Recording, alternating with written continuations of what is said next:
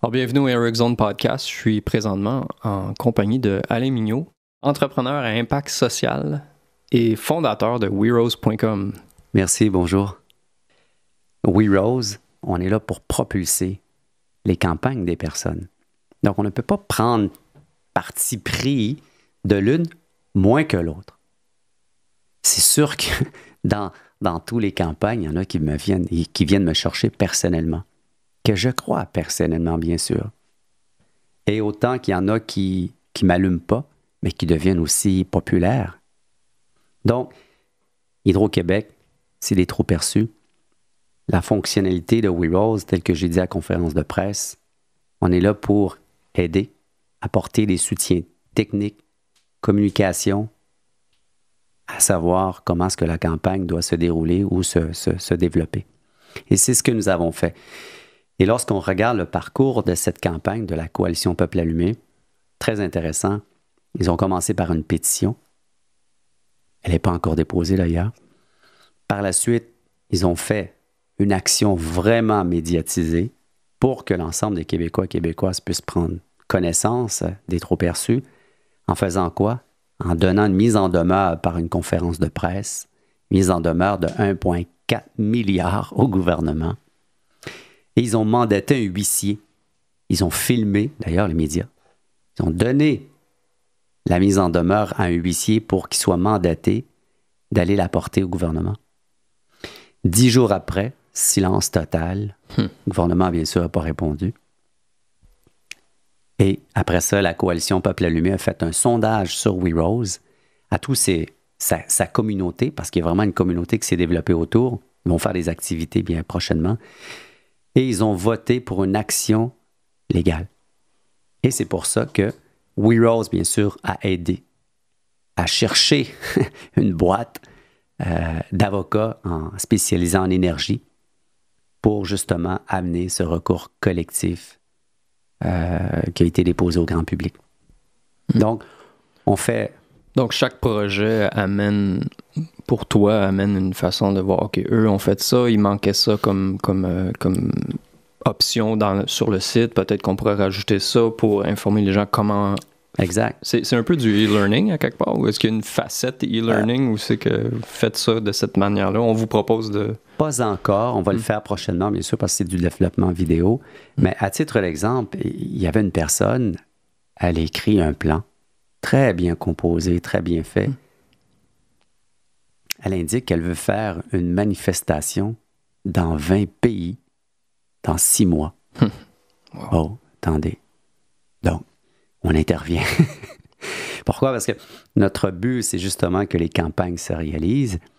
Et puis, on a modifié le plan avec cette personne. On l'a aidé à ce que ça soit réaliste, atteignable, logique. C'est vraiment l'appui et l'aide que nous apportons aux gens qui vont déposer une campagne. D'ailleurs, j'ai reçu plusieurs mails après la campagne d'Hydro-Québec. On parle de la Beauce, un monopole sur les trucs de câbleau distribution. Une autre personne qui parle d'un recours collectif justement pour les heures supplémentaires des employés qui ne sont souvent pas payés. Ah, il y a plein de... C'est un peu comme du open source, hein? C'est comme les nouvelles méthodologies entrepreneuriales. Il y a l'idée de justement le open source aussi, que c'est un peu ça, parce que vous proposez un code, entre guillemets, fonctionnel, mais les gens peuvent rajouter des codes à ce code-là. Je ne sais pas si c'est une bonne façon de le visualiser, un peu l'idée du open source. Là. Si on peut dire, parce que la fonctionnalité autre, ça n'a rien à voir avec la programmation, là, mais la fonctionnalité autre peut faire en sorte que tu peux ajouter n'importe quelle action que tu désires. Donc, la mise en demeure, c'est tout nouveau. Là. Ainsi que le recours collectif, c'est du jamais vu, un réseau social. Mais attendez, l'action qui s'en vient va faire 2 fois plus d'éclat médiatique. Les élections s'en viennent. Donc, il va y avoir un bouton engagement électoral. Pas promesse. Ah oui, engagement. Engagement. Ça, dans le fond, l'objectif, c'est d'aller chercher assez de gens pour créer un hype, entre guillemets, excusez-moi l'anglicisme, là, mais pour que, je sais pas si je me trompe, mais pour briser la barrière des filtres médiatiques ou les grandes corporations qui contrôlent les médias pour accéder à la conscience populaire, Bien pour sûr. accéder à ceux qui écoutent la TV, parce que ces mouvements-là sont principalement... Effectivement, le web, ça nous permet de rejoindre tant de pays. On est dans 226 pays présentement. WeRose, c'est ça, c'est une réflexion. Puis, ce qui est intéressant, si je peux parler de WeRose, c'est que dans les actions que l'on propose, ce sont des actions qui sont attitrées à différents niveaux d'engagement. Lorsqu'on parle d'une pétition, il y a un bouton pétition, on peut faire une campagne avec une pétition, autant avec un boycott et autant avec autres actions. Donc, dans ces campagnes, on retrouve plusieurs genres d'actions. Et pourquoi? Pourquoi on a fait ça? Parce que justement, la pétition correspond à un segment de comportement d'activisme, de militantisme. Tandis que si on se disait, si on ajoute d'autres actions que l'on peut faire à même cette campagne, on va aller chercher d'autres genres de personnes, genres d'activistes. Parce qu'il n'est pas rare, lorsqu'une personne fait une campagne, ils activent le boycott, on leur écrit « Activez donc l'action pétition ». Souvent, ils refusent. Souvent. Pourquoi? Parce qu'ils disent « ça vaut pas de la merde ». Et vice-versa, celui qui va activer la pétition, souvent, si tu lui dis « on va faire une manif ou un boycott », on dit « non, non, non, non, on reste dans la pétition ». Juste sensibiliser. Donc, le côté d'engagement pour changer ce monde n'est pas au même niveau pour chaque personne.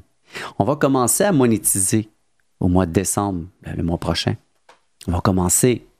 Comment vous allez faire? Vous n'aurez pas une section boutique avec des t-shirts WeRose et puis des tasses WeRose? Non, non.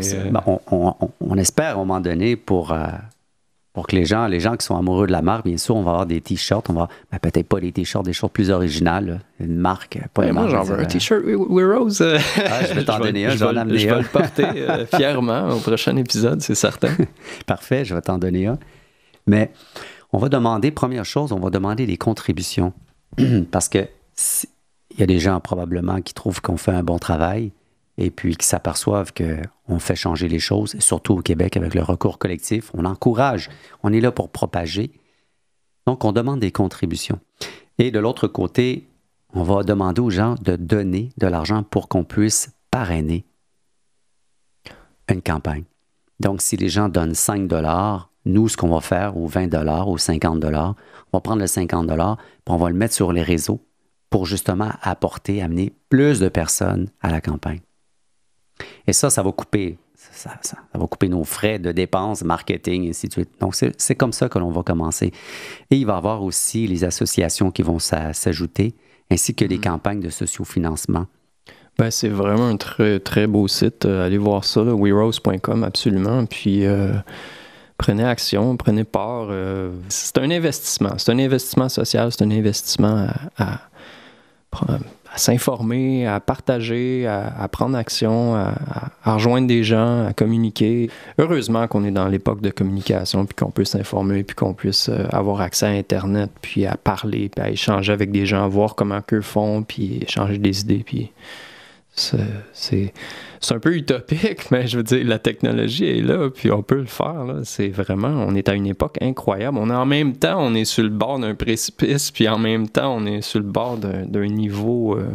Le désir est là, de vouloir changer. Mais de quelle façon? De quelle façon appréhender ce changement? C'est autre chose. Donc, c'est pareil.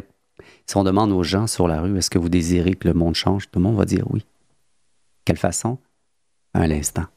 Ben, on veut pas une révolution. On veut pas... Moi, je refuse que ce soit une façon de faire qui s'apparente ou qui ressemblerait à la Révolution française, aussi qu'il y a eu une utilisation un peu exagérée de la guillotine. Là. Il y a moyen d'avoir une révolution intellectuelle, technologique qui est faite dans la paix et qui ne va pas causer d'ennui. Les entreprises, on ne veut pas un changement radical. On ne veut pas que les pétrolières ferment et que tout le monde perde leur travail. On veut une transition exact. Lentement, mais sûrement. Là. D'ailleurs, le mot révolution, il fait peur. Mais lorsqu'on regarde la révolution tranquille, la révolution industrielle, ce sont tous des révolutions qui ont apporté le changement. Et pourquoi pas une révolution de comportement? Il y avait une statistique que j'ai vue qui disent que justement les actions citoyennes, les trucs comme We Rose, c'est les TED Talks, je pense que c'est sur TED Talk qu'il avait fait cette statistique-là où on est dans une époque où il y a le plus de mouvements citoyens qu'il y a eu. Que jamais eu. Que jamais eu, exactement. Ouais. Comme il y a plus de consommation, plus de psychotropes prescrits, plus de dépression, plus de ci, plus de ça, plus de pollution, ça n'arrête pas. Ça ne fait que... Oui, ben on est fâché, là. On veut changer, là. On est tanné de se faire dire quoi consommer, puis de ne pas savoir qu'est-ce qu'il y a derrière le rideau, puis de juste continuer à promouvoir ce statu quo-là qui finalement est en train de détruire l'environnement. Puis Prochainement, ce qui s'en vient chez We Rose, on va démarrer des Meetup We Rose et on va lancer un appel à tous nos 227 pays, à savoir qui veut démarrer des Meetup We Rose à tous les mois. Donc, on propose le dernier jeudi de chaque mois, pour faire ces rencontres à des endroits qui vont être mentionnés. Et de quoi on va parler? Bien, les enjeux et de quelle façon que l'on doit s'y prendre pour les régler. Super. Donc, on aimerait que ces We Rose Meetups soient populaires et deviennent connus de par plusieurs villes du monde. Ça, c'est une activité qui vient, à part que le plan Hydro-Québec, la campagne Hydro-Québec qui occupe vraiment une place sur la plateforme, bien sûr. Il va y avoir l'engagement électoral, les élections s'en viennent, ainsi que à partir de février, on va lancer une campagne de sociofinancement par équité. Et probablement, on va faire plusieurs villes du Québec pour aller justement sensibiliser les gens à We Rose et investir en tant qu'actionnaire dans We Rose. Un sociofinancement par équité, c'est comme, on connaît tous Kickstarter, puis Indiegogo, puis oui. on a l'habitude, on finance et on reçoit le gadget, un truc comme ça. Sauf qu'en ce moment, ce qui va avoir lieu, c'est qu'on finance quelque chose et on se mérite d'une part des actions de l'entreprise. Donc, par équité, ça veut dire que vous devenez actionnaire. Si vous donnez 500 $, 1000 $, ils deviennent actionnaires de l'entreprise. Puis pour le recours, c'est werose.com /recours HQ, c'est ça? Recours HQ, exact. Okay. On a la raccourci www.recourshq. OK. Absolument. Ben, merci beaucoup, Alain Mignot. Merci beaucoup d'être passé au Eric Zone Podcast. J'apprécie vraiment. Puis je te souhaite bon succès dans toutes tes activités. C'est vraiment impressionnant ce que tu fais. Je te souhaite bon succès. Merci beaucoup encore. Merci. Ça me fait plaisir. Merci à toi. That's it. Après that's it, that's all. Yes. Wow. C'est super bien passé.